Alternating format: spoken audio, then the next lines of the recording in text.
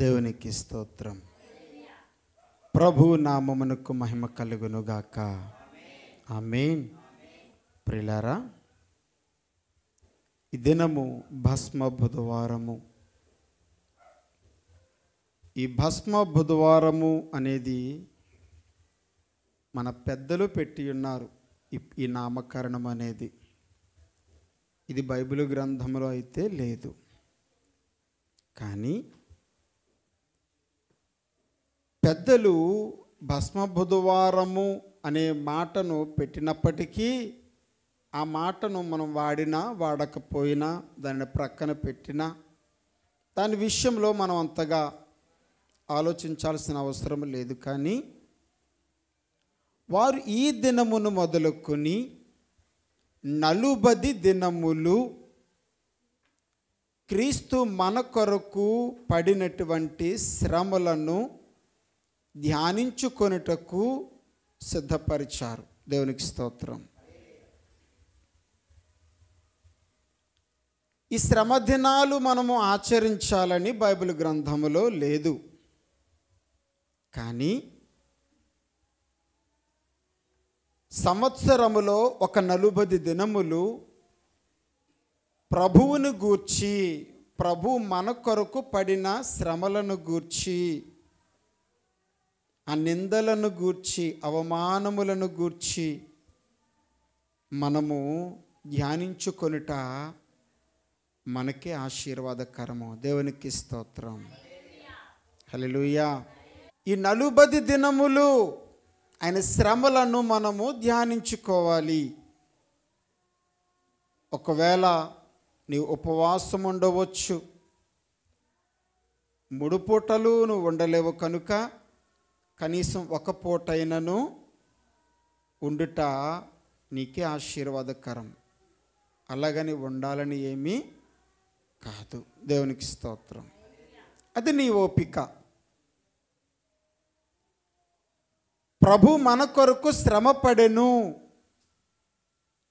ప్రభు మన కొరకు మరణించెను అని నీవు ప్రతిదినము ఆయన శ్రమలను గూర్చి నువ్వు ఆరాధించుతూ ఉండాలంట ఆయన్ని. క్రిస్మస్ ఒకరోజే, దేవునికి స్తోత్రం. ఈస్టరు ఒకరోజే, మట్లాదివారము ఒకరోజే. ఇలా ప్రతీదీ ఒక్కొక్క రోజే. కానీ శ్రమ దినాలు 40 దినాలు. దేవునికి స్తోత్రం. ఆయన ఉపవాసం ఉన్నప్పుడు కూడా 40 దినములు ఆయన ఉపవాసములో గడిపాడు. కానీ పెద్దలు ఏది ఆలోచించినా కొంతవరకు మంచియే ఆలోచిస్తారు. వారములో ఒక రోజైనా ఉపవాసం ఉండుట మనకెంతో ఆశీర్వాదం. కానీ ఉండలేకపోతున్నాం కదా. కనీసం ఈ శ్రమ దినాలను ఉద్దేశించైనా మనం రోజుకి ఒక్క పూటైనా ఉపవాసం ఉండుట మనకి ఆశీర్వాదం. దేవునికి స్తోత్రం. ఈ శ్రమ దినాలలో చాలామంది శుభకార్యములు కానీ, ఏవైనా ఫంక్షన్లు కానీ చేయరు. కొంతమంది చేయరు, కొంతమంది చేస్తారు. అలాగని చెయ్యాలని రూల్ లేదు, అలాగని చేయకూడదని కూడా రూల్ లేదు. ఇప్పుడు ఈ శ్రమ దినాల్లో ఒకటి చచ్చిపోతాడు, వాడు కార్యం చేయనంటే బాగుంటుంది. అది ఈ శ్రమ దినాలలో ఒకళ్ళు పెళ్లి రోజు వస్తుంది, ఇప్పుడు వాళ్ళు పెళ్లి రోజు చెయ్యాలా వద్దా? ఒకడు పుడతాడు, వాడు బర్త్డే అదే సమయంలో వస్తుంది, బర్త్డే చెయ్యాలా వద్దా? దేవునికి స్తోత్రం. ఆయా సమయాలను బట్టి తప్పనిసరి అయితే మనము చేయటంలో తప్పేమీ లేదు. దేవునికి స్తోత్రం. హల్లెలూయా. ప్రియ దేవుని సంఘమా, ఈ దినము భస్మ బుధవారపు దినపు మొదటి దినం. ఈ భస్మ బుధవారము అని ఎందుకు పెట్టారు అని అంటే, భస్మము అనగా బూడిద. హల్లెలూయా. బూడిద బుధవారము. ఎందుకు ఈ బూడిద అనే మాట పెట్టడం జరిగింది? ఎందుకు ఈ దినము నుంచే 40 దినములు శ్రమల దినములుగా ఎందుకు ఆచరించుట జరుగుతూ ఉన్నది అనేది మనము ప్రతిరోజు కూడా తెలుసుకుందాం. ఈ దినాన ఆ బూడిద అనే మాటకు మనము వాక్యమును చదువుకొని ధ్యానించుకుందాం. పరిశుద్ధ బైబిల్ గ్రంథమును తెరచినట్లయితే ఆదికాండము 18వ అధ్యాయము 27వ వచనము చదువుకుందాం. అందుకు అబ్రహాము, ఇదిగో ధూళియు బూడిదయునైన నేను ప్రభువుతో మాటలాడ తెగించుచున్నాను. చాలు. దేవునికి స్తోత్రం. అబ్రహాము ప్రభువుతో మాట్లాడుతున్నాడు. ఏమని అంటున్నాడు? ఇదిగో ధూళియు బూడిదయునైన నేను. ఏమండి, అబ్రహాము బూడిదగా ఉన్నాడా? ధూళి వలె ఉన్నాడా? ధూళి కానీ బూడిద కానీ దేవునితో మాట్లాడదు కదా, వాటికి జీవము లేదు కదా. దేవునికి స్తోత్రం. జీవము లేనటువంటి వాటితో అబ్రహాము తను పోల్చుకుంటున్నాడు. దేవునికి స్తోత్రం. ఆయన నామమును కూడా పలకటానికి అర్హత లేని వారమండి మనము. ఆ విషయాన్ని గమనించలేకపోతున్నారు. ఆయన సన్నిధిలోనికి కూడా అడుగు పెట్టడానికి కూడా అర్హత లేనటువంటి వారు మనం. కానీ ప్రభు సన్నిధికి వచ్చిన వాడు తనను తాను తగ్గించుకుంటే ఎలా తగ్గించుకోవాలి? ప్రభు సన్నిధికి వచ్చిన వాడు ఎలా తగ్గించుకోవాలో తెలుసా ప్రియ దేవుని సంగమా? నేను బూడిదను, నేను ధూళిని, నేను పనికిరాని వాడను,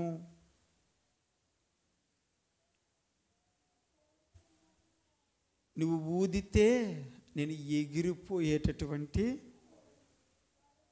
ఎంతగానూ తగ్గించుకోవాలి, ఎంతగానూ తగ్గించుకోవాలి. ఆ తగ్గింపు జీవితం నీవు దేవుని సన్నిధిలో లేకపోతే ప్రియ దేవుని సంగమా, నువ్వు దేవునితో మాట్లాడలేవు. దేవునికి స్తోత్రం. అబ్రహాం ఏమంటున్నాడో తెలుసా?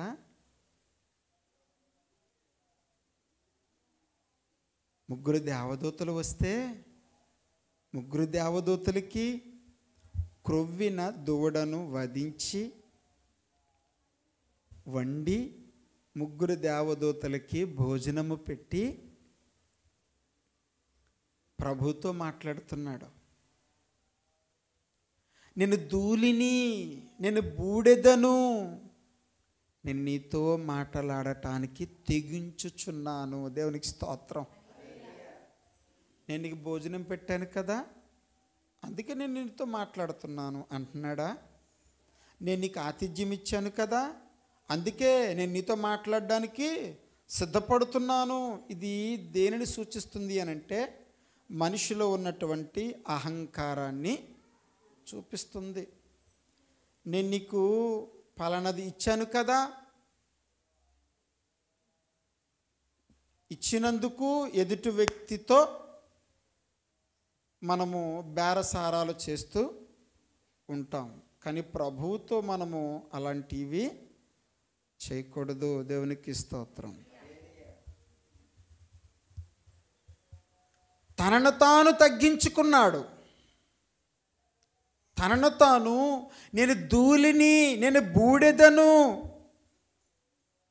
ఎంతగా తగ్గించుకున్నాడు అని అంటే గాలి వీస్తే ఆ ధూళి కనబడదు, ఆ బూడిద కూడా కనబడదు. అటువంటి ఆ ధూళితో నేను సమానుడనయ్యా, అందుకే నేను నీతో మాట్లాడటానికి సిద్ధపడుతున్నాను. నేను మనిషిని కాదయ్యా, నేను మనిషిని కాదు, నేను గొప్పవాడిని కాదు, నేను ధనవంతుడని కాదు. వీటిని చూసి మనం దేవుని సన్నిధిలో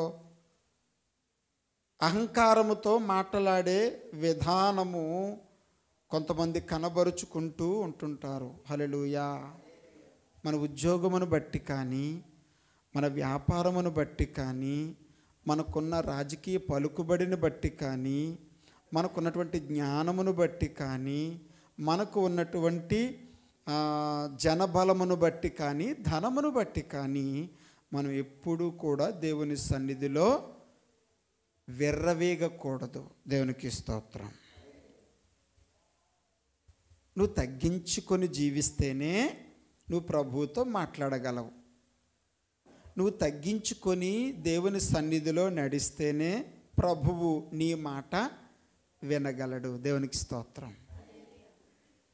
ముగ్గురు దేవదూతలు వెళ్ళిపోతున్నారు, నడుచుకుంటూ వెళ్ళిపోతున్నారు. అబ్రహాముతో ప్రభు అంటున్నాడు, నేను చేయబోయే కార్యము నా స్నేహితుడైనటువంటి అబ్రహామునకు తెలియజేయకుండా నేను వెళ్ళేదనా అని. ఇదిగో సొదొమ గొమొర్రా పట్టణములు నా కనుదృష్టికి పాపముతో నిండిపోయి ఉన్నవి కనుక వాటిని నేను నాశనము చేయడానికి వెళుతున్నాను అని అన్నాడు. దేవునికి స్తోత్రం. అక్కడ లోతు ఉన్నాడు కనుకనే అబ్రహాము నేను ధూళిని దుమ్మును అని అంటున్నాడు. అక్కడ లోతు కానీ లేకపోతే అసలు అబ్రహాము ఆ ప్రాంతముల నిమిత్తమై ప్రభువుతో మాట్లాడేవాడే కాదు. దేవునికి స్తోత్రం. లోతు అక్కడ ఉన్నాడు, తన సహోదరుడు కుమారుడు. అందుకే ప్రభువుతో మాట్లాడడానికి తెగించేశాడు. అక్కడ నాశనం చేయడానికి వెళుతున్నాడు అక్కడికి ప్రభువు. పోనీ వాళ్ళతో మాట్లాడడానికి వెళ్తున్నాడా? లేదు. పోనీ వాళ్ళతో కూర్చొని మీటింగ్ పెట్టడానికి వెళుతున్నాడా? లేదు. లేదంటే అక్కడ ఎవరైనా ఒకరిద్దరిని తప్పు చేసిన శిక్షించడానికి వెళుతున్నాడా? లేదు. సమస్తమును సొదొమ గొమొర్రా పట్టణములను, అక్కడున్న పశువులను, అక్కడున్న పక్షులను, అక్కడ ఉన్నటువంటి పంటలను, అక్కడ ఉన్నటువంటి ఇండ్లను, అక్కడ నివాసము చేస్తున్నటువంటి చిన్న పిల్ల మొదలుకున్న వృద్ధాప్య వరకు ఉన్నటువంటి ప్రజలందరినీ కూడా ఆయన నాశనము చేయడానికి వెళుతున్నాడండి. దేవునికి స్తోత్రం.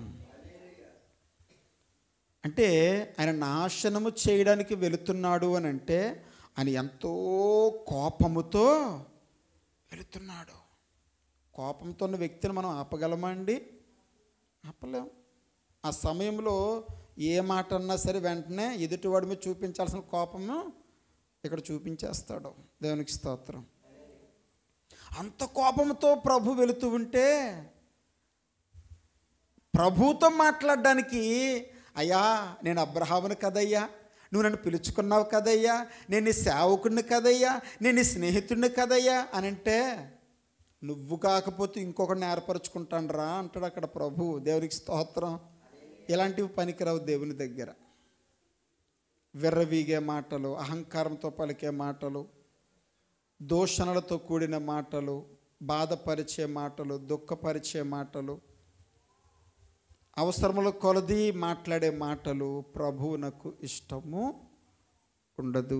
దేవునికి స్తోత్రం.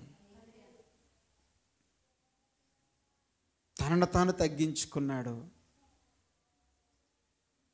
ప్రభువా నేను ధూళిని దుమ్మినయ్యా అనగానే వెళ్తున్న ప్రభు ఆగిపోయాడు. దేవునికి స్తోత్రం.